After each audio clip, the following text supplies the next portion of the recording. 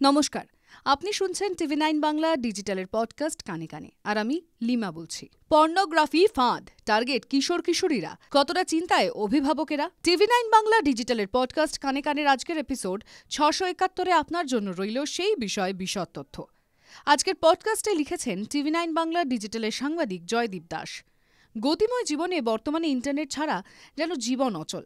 কেউ বলছেন আমরা বাস করছি ডিজিটাল ডেমোক্রেসির পৃথিবীতে, আবার কারো কথায় এটা হলো টেকনোক্রেসির দুনিয়া। নিত্য প্রয়োজনীয় জিনিসের কেনাকাটা থেকে গেম, শেয়ার বাজার, এমনকি এখন পড়াশোনার জন্য ইন্টারনেটের ওপর ভরসা বেড়ে চলেছে 8 থেকে 80 সকলের। বাবা মায়েদের ফোনে এখন অবাধ বিচরণ কিশোর কিশোরীদের। অনেকের হাতে তো ক্লাস 10-এর গণ্ডি পার করলেই এসে যাচ্ছে একেবারে নিজস্ব ফোন। বাবা মা ভালো রেজাল্ট করার প্রাইজ হিসেবে তুলে দিচ্ছেন স্মার্টফোন, আর তাতেই বাড়ছে বিপদ। 12 থেকে 18 বছরের কিশোর কিশোরীদের ফাঁদে ফেলছে সাইবার প্রতারকেরা। পর্নোগ্রাফি দেখিয়ে চাওয়া হচ্ছে টাকা। অজান্তেই কেউ ঢুঁ মেরে ফেলেছেন ডার্ক ওয়েবের দুনিয়ায়। বাড়ছে অবসাদ, লাটে উঠছে পড়াশোনা। লোকলজ্জার ভয়ে অনেকে আবার আত্মহত্যার পথেও এগিয়ে যাচ্ছেন। চিন্তা বাড়ছে অভিভাবকদের। একটি তথ্য বলছে, মামলা রুজু হওয়ার ঘটনায় 8 থেকে 15 বছর বয়সীদের মধ্যে প্রায় 69% অনলাইন অপরাধের শিকার। মামলাগুলি খতিয়ে দেখলে দেখা যাচ্ছে 14.9% সাইবার বুলিং এর শিকার। আবার 13.6% শিশু থেকে কিশোর কিশোরী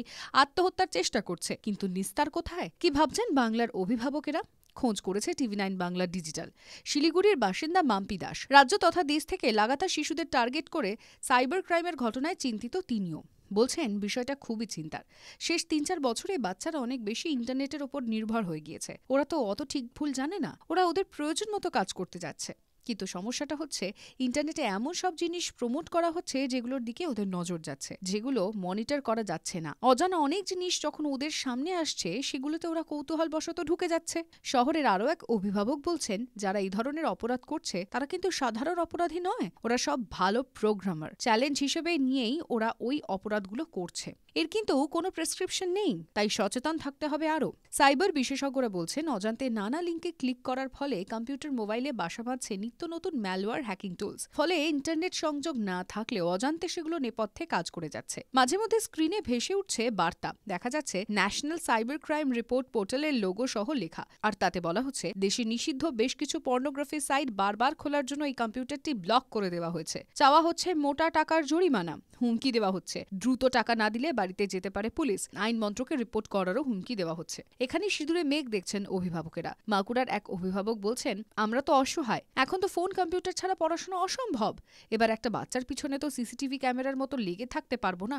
আমরা ওদের সচেতন করতে পারি, কিন্তু ওরা কি করবে সেটা তো বিশদে সবসময় দেখা সম্ভব নয়। তবে সত্যি এটা ভয়ের বিষয়, কিভাবে আমরা একটা জালে জড়িয়ে যাচ্ছি সে আমরা নিজেরাই বুঝতে পারছি না সবসময়। আরও এক অভিভাবক বলছেন, আমি আমার মেয়েকে ফোন দিই, কিন্তু ওকে বলে দিই কাজের বাইরে ফোনে এটা ওটা না খুলতে, সচেতন করি। কিন্তু বয়ঃসন্ধিকালে ওরা অনেক আবেগপ্রবণ হয়, তাই ফোন হাতে পেলে সব কৌতূহল মেটাতে চায়। এখানেই সমস্যা হয়ে যায়। তাই ওদের পাশে থাকতে হয় সর্বদাই, ওদের বোঝাতে হবে ডার্ক ওয়েব বা সাইবার ক্রাইমের অন্ধকার যেন কবির ভাষায় বিশ্বজোড়া ফাঁদ। কেমন দ্বীপ ফাঁকি, সে প্রশ্নের উত্তর আপাতত অজানাই। TV9 বাংলা ডিজিটালের পডকাস্ট কানে কানের আজকের এপিসোড 671 আপাতত এখানেই শেষ। আপনাদের কেমন লাগছে TV9 বাংলা ডিজিটালের পডকাস্ট কানে কানে? কমেন্ট বক্সে প্লিজ লিখুন। সেই সঙ্গে সাজেশন দিন কি কি বিষয়ের উপর পডকাস্ট শুনতে আপনি আগ্রহী। শুনতে থাকুন কানে কানে।